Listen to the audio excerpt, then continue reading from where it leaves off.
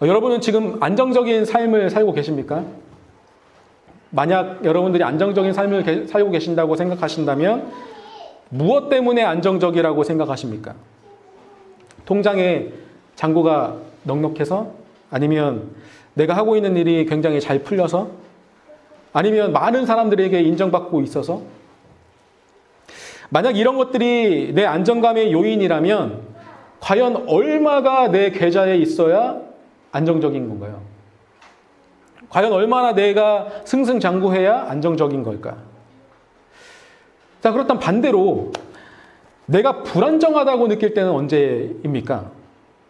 옛말에 이런 말이 있죠. 사촌이 땅을 사면 배가 아프다라는 말이 있죠. 그러니까 멀쩡히 평안히 평범하게 살다가도 사촌이 땅을 사면 갑자기 불안정해지는 거예요. 20대에는 좋은 직장에 취직해야 하는데 남보다 취업이 늦어지면 갑자기 불안정해집니다. 30대에는 결혼도 하고 내 집도 마련할 꿈을 꿔야 되는데 그 일이 늦어지면 갑자기 불안정해집니다. 40대, 50대에도 마찬가지일 거예요. 우리가 한때 그 사회적으로 큰 이슈가 됐던 문제가 있죠. 바로 그 SNS 때문에 심각한 우울증과 열등감에 빠진 사람들이 많이 생겨났던 뭡니까? 그 SNS 속에 있는 스타들이나 셀럽들의 모습을 보면서 지금의 나의 모습과 계속 대조하는 거예요. 그러니까 많은 것을 누리며 사는 것처럼 보이는 그런 타인의 삶을 보면서 나도 저렇게 살고 싶다.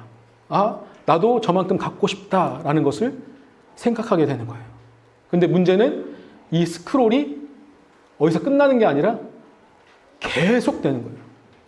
계속 내려갑니다. 그러면 뭐예요?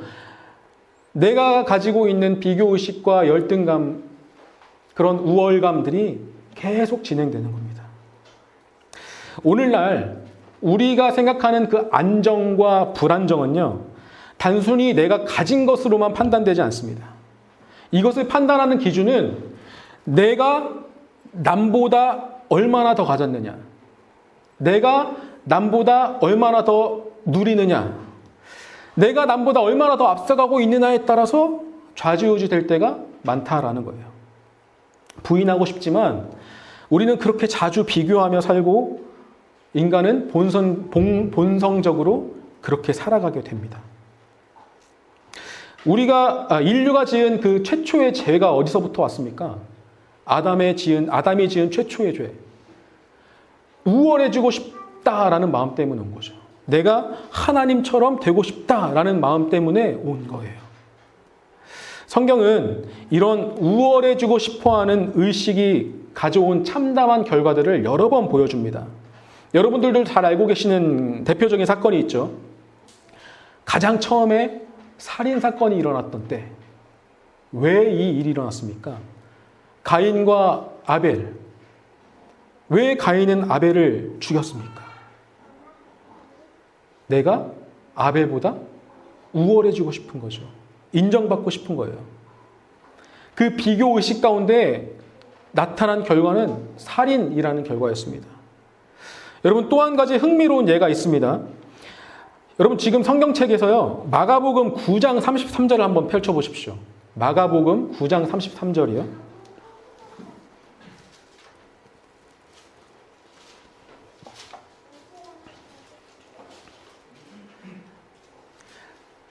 자, 그 위에 소제목에 뭐라고 되어 있습니까? 네 글자라고 되어 있죠? 누가 크냐?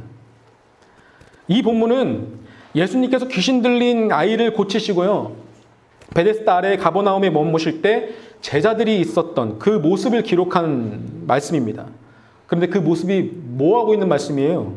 서로 누가 더 잘났냐고 떠들고 있는 모습이에요. 여러분, 더 재밌는 사실은 이 뒤에도 또 일어납니다. 우리가 최후의 만찬이라고 불리는 그 절체절명의 순간, 예수님께서 십자가에 죽으시기 전날 그 마지막 만찬 자리에서도요, 어떤 일이 일어났는지 아세요? 함께 읽어볼까요? 또 그들 사이에 그중 누가 크냐 하는 다툼이 일어난지라. 여러분, 최후의 만찬 자리에서도요, 이런 다툼이 일어났어요.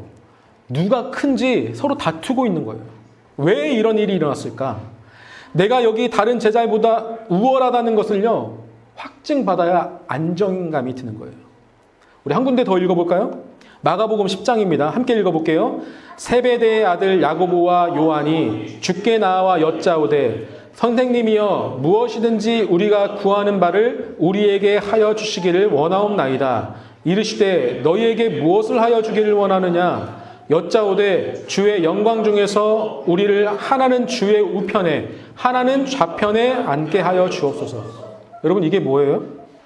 12제자 중에 야고보와 요한이요, 예수님한테 이렇게 얘기하는 거예요. 예수님께서 메시아로서 이 땅에 탁 펼쳐졌을 그 삶이 펼쳐졌을 때요, 저는 오른쪽에 얘는 왼쪽에 세워주세요 라고 얘기하는 거예요.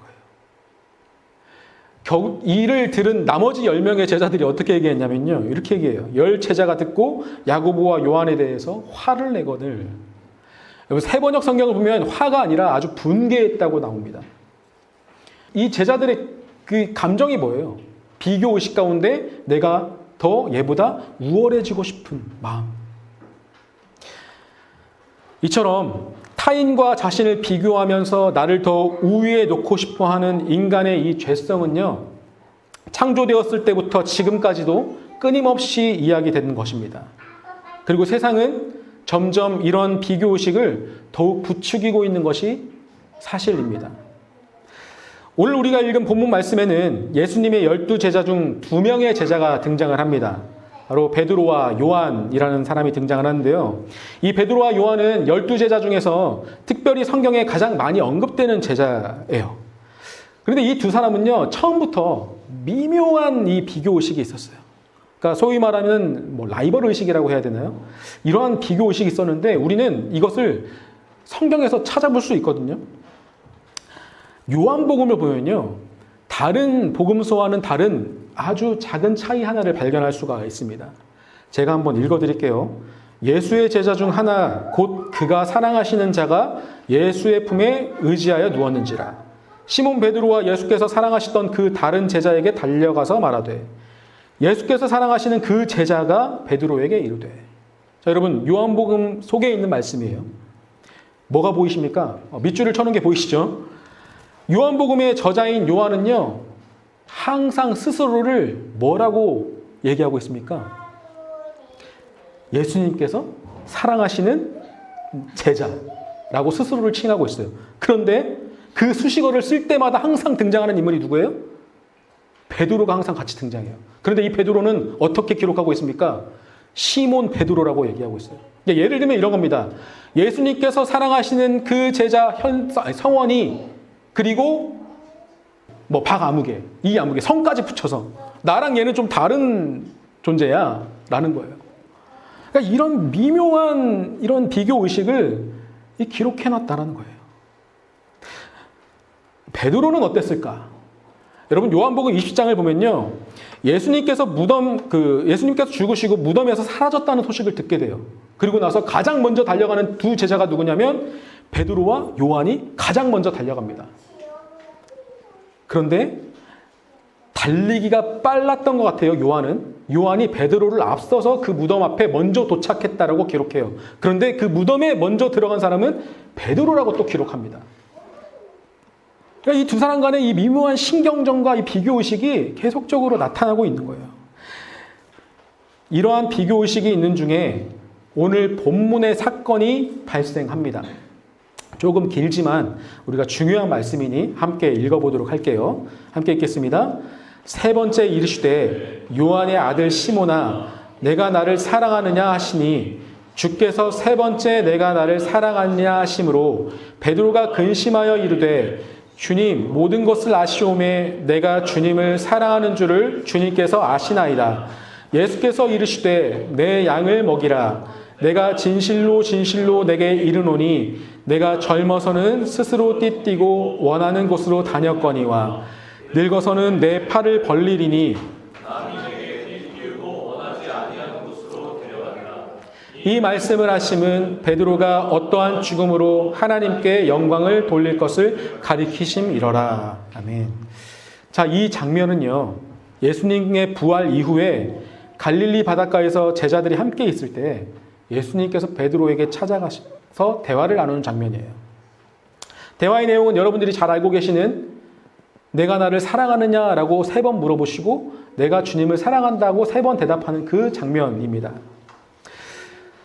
자, 신학적으로는 이 장면이 중요하게 여겨집니다. 왜냐하면 베드로가 예수님을 몇 번 부인했습니까?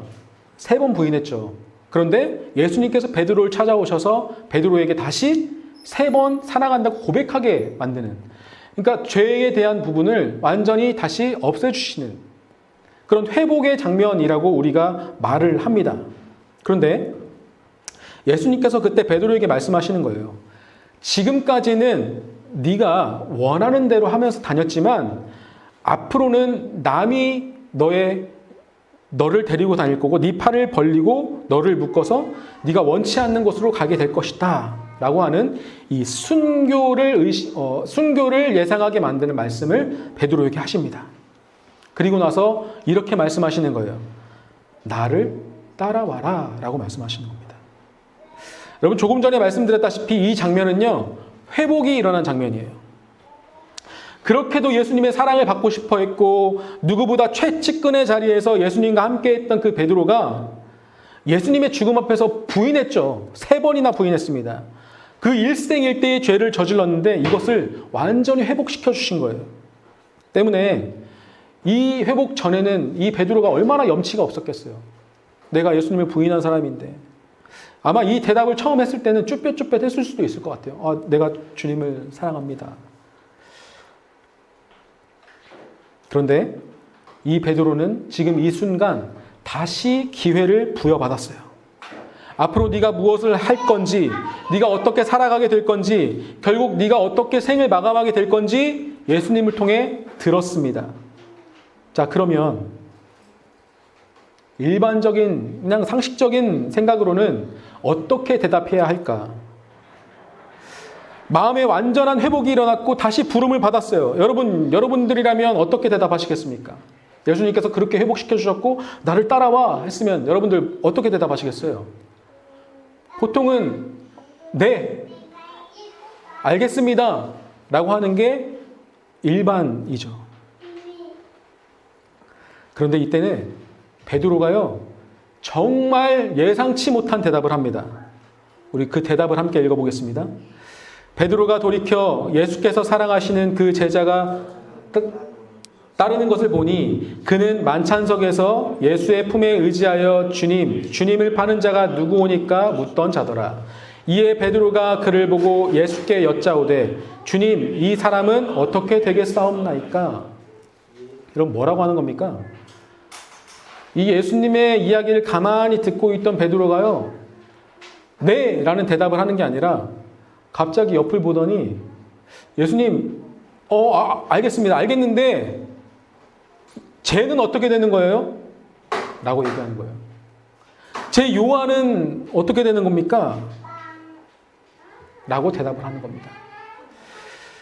하나님께서 내게 주신 사명, 내게 허락하신 것들, 또 앞으로 나에게 벌어질 일들을 말씀해 주시고 나를 따라오려고 하셨는데 베드로의 온 중심과 생각은 어디가 있는 거예요? 나는 그렇고 쟤는 어떻게 되냐 이거예요. 예수님께서 베드로에게 이렇게 대답하십니다. 22절 말씀 함께 읽겠습니다. 예수께서 이르시되 내가 올 때까지 그를 머물게 하고자 할지라도 내게 무슨 상관이냐? 너는 나를 따르라 하시더라. 아멘. 한 번 더 말씀하시죠. 나를 따르라고. 그 전에 뭐라고 말씀하십니까? 야, 그게 너랑 무슨 상관이 있냐라고 하는 거예요. 내가 다시 이 땅에 올 때까지 제 요한이 순교를 하던 그렇지 않던, 제가 남에게 끌려가던 자기 마음대로 살건 그게 너랑 무슨 상관이냐 라는 겁니다. 여러분, 이 오늘 본문의 말씀은 요한복음의 가장 마지막에 기록되어 있죠. 저는 이 말씀이 이 요한복음의 마지막에 기록된 분명한 이유가 있을 거라고 생각합니다. 요한복음을 읽는 원독자들은 우리가 아니라 그 당시 초대교회 사람들이었죠. 이 당시 초대교회 사람들은 원래부터 하나님을 알고 있던 유대 그리스도인들과 하나님을 몰랐던 이방인 그리스도인들, 그리고 여러 사람들이 혼합된 공동체였습니다. 그러니까 그 안에서 어떠한 일이 일어났을 것 같아요? 야, 너는 하나님의 하자도 몰랐던 사람이잖아. 야, 너는 하나님 언제 믿음이란 걸 가져봤어? 난 유대인이야. 야, 내가 그리스도 먼저 믿었어. 내가 먼저 예수님을 알았어. 라고 하는 그런 비교와 서로 간의 우월의식들이 그 가운데 있었을 거예요. 그런데 요한은 그 공동체를 향해서 이렇게 마지막으로 당부하며 기록하는 거예요. 그게 너랑 무슨 상관이냐라는 거예요. 다른 사람과 비교해서 네가 우월감이나 열등감을 가질 생각하지 말고 그냥 너는 너대로 나를 따라오면 돼 라는 메시지가 이 요한복음의 마지막에 기록되어 있는 겁니다. 성도 여러분, 이 일이 과연 그냥 비단 베드로와 요한의 이야기일까요? 아니면 초대교회의 일일까? 아니면 창세기의 가인과 아벨의 이야기일까요? 아니요, 이 일은요, 오늘을 살아가고 있는 바로 저와 여러분의 이야기라고 생각합니다.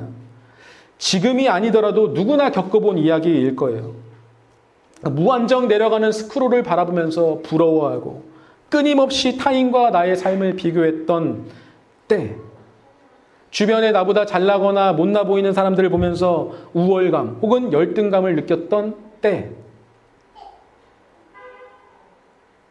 그 모든 순간, 그 모든 비교의 순간에서 예수님께서는 우리에게 이렇게 기록해 주신 거예요. 그게 너랑 무슨 상관이야? 사도 바울은 이를 두고 이렇게 기록합니다. 우리가 함께 읽겠습니다. 우리가 한 몸에 많은 지체를 가졌으나 모든 지체가 같은 기능을 가진 것이 아니니 이와 같이 우리가 많은 사람이 그리스도 안에서 한 몸이 되어 서로 지체가 되었느니라. 아멘. 예수님의 복음은요, 모두가 똑같은 일을 하고 모두가 똑같은 것을 누리고 모두가 똑같은 것을 가지고 살아가라고 한 것이 아니라 모든 지체들에게 각기 허락된 기능을 가지고 살되 그것을 보고 비교하고 시기하고 질투하는 것이 아니라 그리스도 안에서 서로 한 몸이 되어 살아가도록 하신 것이 바로 우리에게 주신 복음이라는 겁니다. 예수님의 복음은 이러한 비교의 악순환에서 우리를 분명히 자유롭게 합니다. 십자가 복음의 능력은요, 우리가 예수를 믿었더니 이런 것이 주어지더라, 부유해지더라, 삶이 평탄해지더라, 그런 것이 아니라 아무 조건 없이 자신을 희생해 가면서까지 나를 위해 죽어주신 그분의 사랑이 나에게 있다라는 것을 알려주신 거죠. 그분이 그런데 그냥 지나가는 그런 사람이 아니라 천지를 창조하신 하나님이시다라는 거예요. 그리고 그분이 말씀하시는 거예요. 네가 가지고 있던 그 비교와 시기와 질투의 감정을 버리고 그냥 나를 따라 살면 돼 라고 말씀하는 겁니다. 우리의 안정감은 누군가와 비교하여 더 많이 가졌을 때, 더 일이 잘 될 때 느끼는 것이 아니라 복음은 이렇게 얘기합니다. 하나님께서 나를 그 있는 모습 그대로 사랑하시고 인정하는 사실을 우리가 믿을 때 우리에게 안정감이 오는 겁니다. 한번 생각해 보십시오. 우리가 가장 큰 안정감을 느꼈을 때가 언제일까? 그때는 언제이냐면 전지전능하신 그 누구도 올라갈 수 없는 그 위치에 계신 하나님께서요, 가장 낮은 곳으로 오셨을 때 우리는 안정감을 얻었을 거예요. 우리가 죄악으로부터 자유해졌을 때가 언제냐 하면 그 높으신 분이 가장 낮아졌을 때 우리가 죄악으로부터 안정감을 얻었을 거예요. 그분이 불러주신 삶, 그분이 따라오라고 한 삶이 바로 이런 삶입니다. 세상은 말합니다. 네가 남보다 많이 가져야, 네가 남보다 높아져야만 안정된 삶을 살 수 있어 라고. 그러나 말씀은 보여줍니다. 네가 높아지려 하면 높아질수록 하나님은 너를 낮출 거고, 네가 낮아지려 하면 낮아질수록 하나님은 너를 높이실 거야 라고. 우리가 세상의 기준에 휘둘리지 않고 내게 주신 삶을 묵묵히 감사함으로 겸손함으로 그렇게 살아가기로 작정할 때 하나님께서 분명히 세상에서 느끼지 못한 그 안정감을 우리에게 허락하실 겁니다. 주님께서는 우리의 그 길을 계속해서 인도해 나갈 것입니다. 우리에게 그런 믿음이 필요할 때가 아닌가 싶습니다. 세상은 항상 우리를 불안정하게 만듭니다. 항상 우리를 불안하게 만듭니다. 왜요? 나는 남보다 항상 없거든요. 그 남보다 많이 가졌을 때조차 또 다른 사람을 통해 나는 없는 사람으로 만들거든요. 여러분, 그 불안정감 속에 사시겠습니까? 아니면 하나님께서 나에게 이 삶을 허락하신 것을 감사함으로 하나님을 통해 안정감을 얻으며 사시겠습니까? 마지막으로 이 예수님께서 하신 말씀을 하고 마치도록 합니다. 그게 너랑 무슨 상관이냐? 남이 어떻든 그게 너랑 무슨 상관이냐라고 말씀하는 거예요.